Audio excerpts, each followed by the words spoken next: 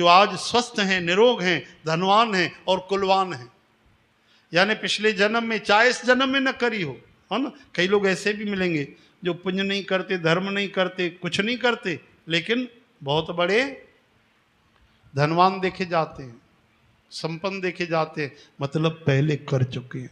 कई लोग ऐसे भी मिलेंगे अच्छे अच्छे काम करते हैं, सत्संग करते हैं, भजन करते हैं, दान करते हैं, सेवा करते हैं, फिर भी गरीब हैं। क्यों?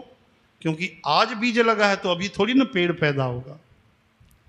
पिछले कुछ ऐसे कर्म हैं, भगवान उनको काट रहे हैं। अब जो आज शुभ कर्म हम कर रहे हैं उसकी नई फसल पक्का पैदा होगी, व्यर्थ नहीं जाएगी।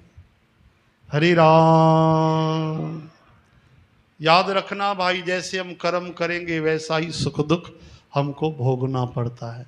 किए हुए कर्मों के लिए तो हम मजबूर हैं, वो सुख दुख भोगना पड़ेगा, पर नए कर्म करने के लिए हम आज़ाद हैं, चाहे अच्छा करें चाहे बुरा।